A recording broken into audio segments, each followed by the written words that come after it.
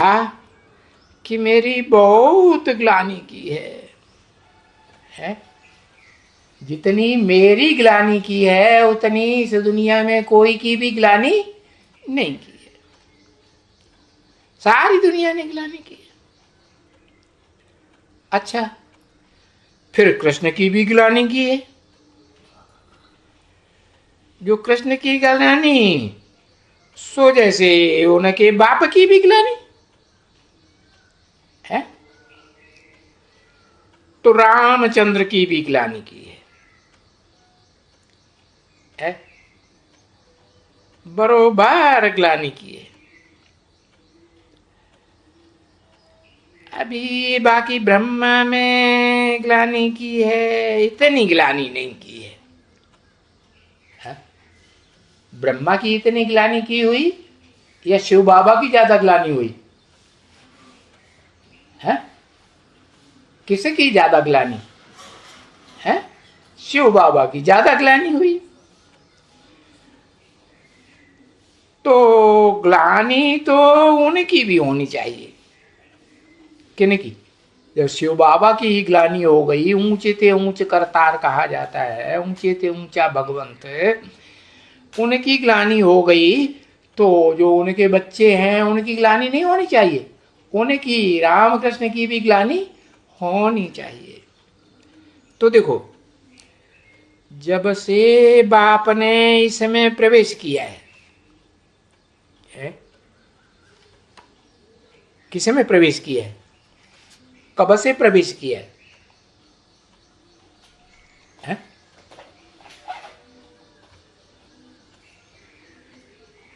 हाँ, ब्रह्मा बाबा की बात हो रही है ना। जब से बाप ने इनमें, इसमें प्रवेश किया है, इसमें माने ब्रह्मा में, एक में, है ना, इसमें प्रवेश किया, फिर देखो इनको गाली मिलने लगी है? अब यहां ऐसा को नहीं कहा क्या? इनको गाली मिलने लग पड़ी है।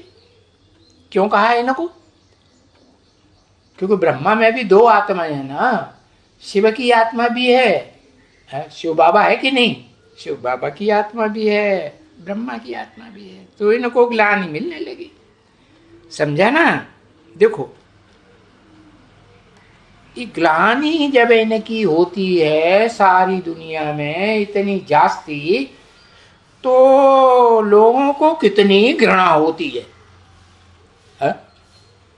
प्यार आता है कि घृणा होती है? घृणा होती है।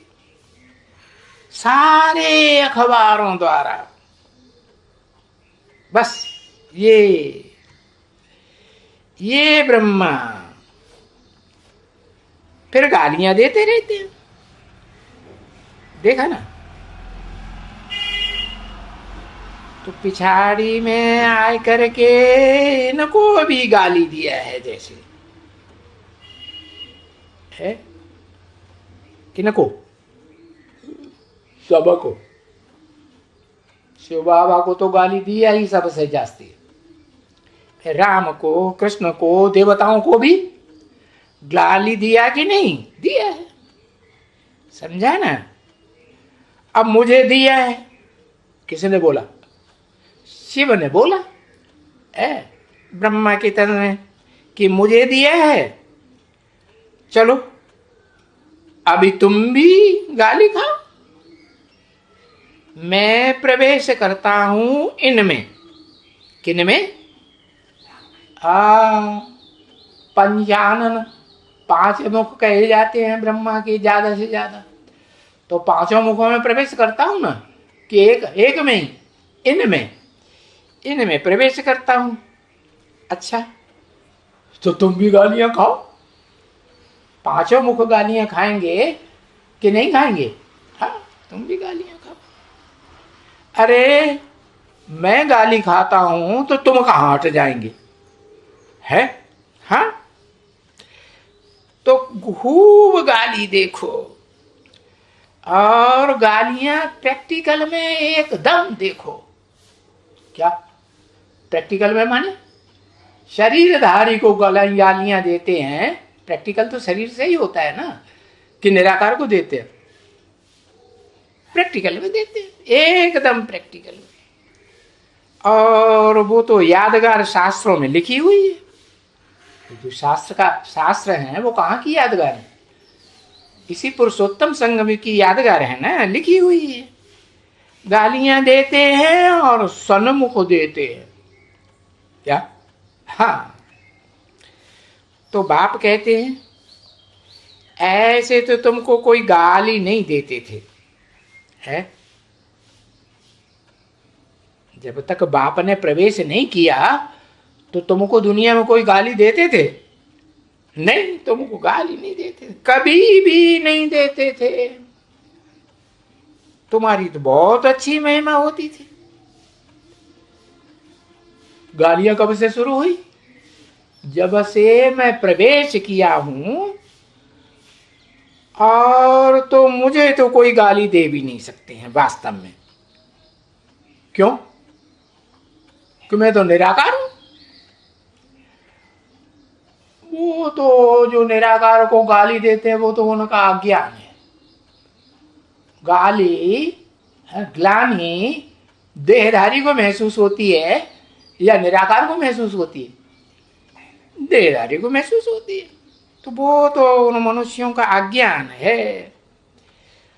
और मैं समझता हूं कि ड्रामा ही ऐसा बना हुआ है जो इन